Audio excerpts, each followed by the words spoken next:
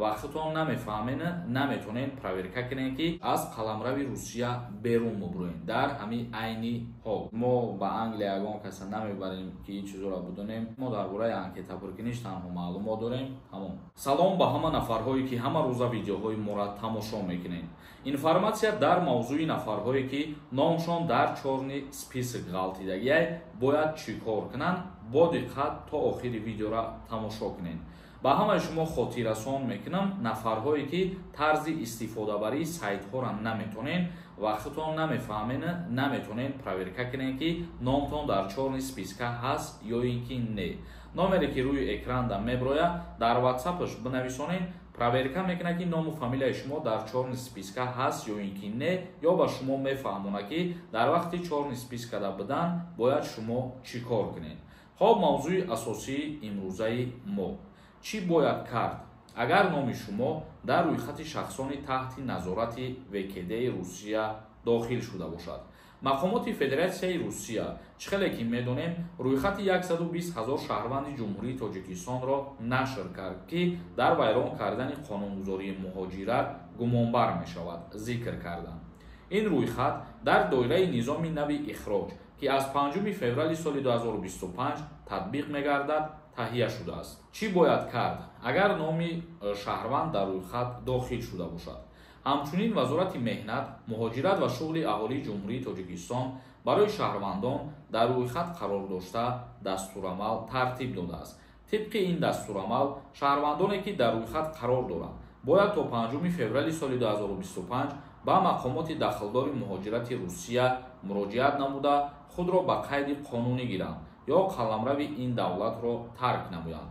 Дар сурати дар муҳлати муайяншуда ба қайди қонунӣ нагирифтан шаҳрванд ба таври худкор ба рӯйхати шахсони ихроҷшаванда ворид гардида ҳуқуқи рафтан ба ин давлатро аз даст медиҳад. Гуфта мешавад ки яъне ки вақте ки номи шумо дар чорни списка меғалта бояд чӣ кор кунед?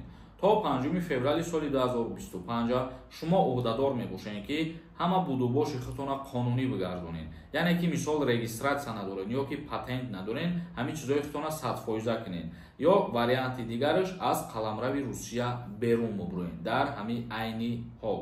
Ва агар вақте ки будубоши худтонро қонунӣ нагардонед ё ки аз қаламрави Русия берун набуред, бо тариқи автоматӣ номи шумо баъд аз 5 феврал шурӯъ карда дар рӯйхати нафарҳои дохил мешавад ки бо тариқи автоматӣ депортатсия карда мешаванд.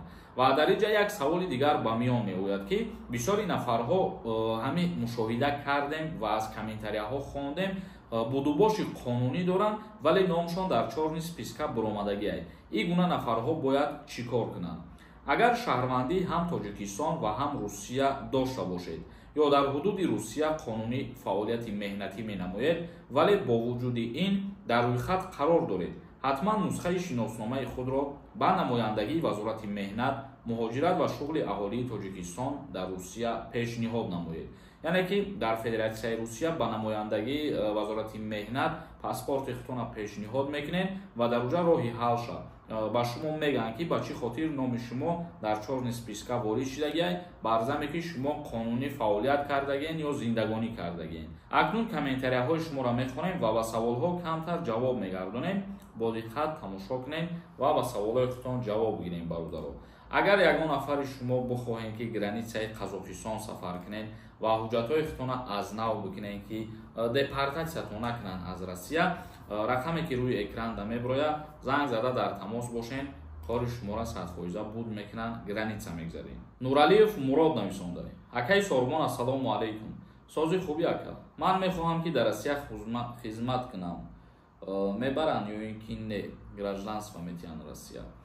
ҳозир фикр мекунам ки дар уҷа вақте ки хизмат мекунем, худтонро дар учёт мемонем ва мебарам. Бародари азиз, аз ҳама хубаш дар ватан хизмат кардан, хизмати ватан модар кардан бениҳоят хуб аст, чунки мо шумо дар ватани худмон хизмат накунем, агар ягон миллати дигар омада дар ватани мо хизмат намекунад. Умед нависонда: ассалому алайкум ака, регистратсияи телефон чӣ шидай? Ҳаста ё не? Мефаҳмидем хуб мешид. Мо гуфта будем дар ин мавзӯъ алоҳида видео мекунем, лекин фаромӯш кардем. Дар байни видеоҳо мефаҳмонем ки растамошка регистратсия ҳозир ҳаста, ин чиза аз байн бурдагӣ нестанд. мақсад пештар дар аэропортҳо мекардан ҳамин гуна корҳоро ҳозир амро бардоштагиам. Мисол тамоми телефонҳое ки ворид мешаванд бояд ки регистратсия бишаванд. Риато нависонда: салом ака, барои Англия рафтан забони англисиро донистан ҳатмист ё не ва чанд сомонӣ лозим аст барои рафтан ба Англия? мо намедонем бародари азиз, мо ба Англия ягон каса намебарем ки ин чизоро будонем ва ҳастанд ширкатҳое ки мебаранд. Аз тарзи анкета пуркиниша бигӯед, мо дар бораи анкета пуркиниш танҳо маълумот дорем. Ҳамон Болтаева нависонда: Тоҷикистон брай, бо омада метавони 4 спискада бошӣ. Вақте ки 4 спискада бошен, аз Россия берун мебурӯен шумо ва обратно ки дуромаданӣ шуден, ҳуҷҷатҳои худтона қонунӣ мекунен, бале 100% мешавад. Умед нависонда: салом ака, ҳамин мақсад омадагием, прописка мондагием тамом, гости дуромадагием. Не ки 3 моҳ нашида давлати Лаос омадагием. Кор бо обратно то Новый год Москва мерем, баъд Тоҷикистон рафтанем. Мумкин ягон ҳафта дар Москва истем, транзит нависем, мешавад дар омадан. Ҳамин муҳлати транзит. Худованд нигаҳбон ака, пешакӣ раҳмат. Вақте ки шумо пешар мигратсиони картаи гости хати дуромадагиен, сразу обратно баъд 1 моҳ ё ним моҳ имконият аст ки шуморо вориди Россия шида намонанд. Ба хотире ки мигратсиони картаи гости ки гирифтен, обратно Россия дуромаданда, баъди 3 моҳ қонунӣ ҳуқуқ дорен ки Россия бидроен. Аслиддин нависонда: ассалому алайкум акаи Шорбон, ҳами патента переоформит кунӣ, бо граница гузаштан дар кора ё не? Ҳамирам мефаҳмондем. Вақте ки шумо дар дигар шаҳр қарор мегирен, бародари азиз, шумо айсари нав мегирен. Айсари нав ки гирифтен, граница намегзарен бародар. Як нафари дигар нависонда: бениҳоят қонуни хуб, умуман маҳкам кунанд марказҳои компютерӣ ва марказҳои дилхуширо. Хай оҳиста оҳиста шидестай барои пешгирии ҷавонон ки то ба раҳи бад нараванд, то ҳар гуна корҳои беҳудагардӣ дар даст назананд. Ин гуна қарор ва қонунҳо хубай ба манфиати мо шумо. Як нафар нависонда: салом акаи Шорбон, за грани российски надорум озӣ, двойной гражданином, аз Россия баромада метавонам. Без загранпаспорти российски аз Россия баромада наметавонем шумо ва ҳатмӣ мебошад ки заграни российски бояд дошта бошем.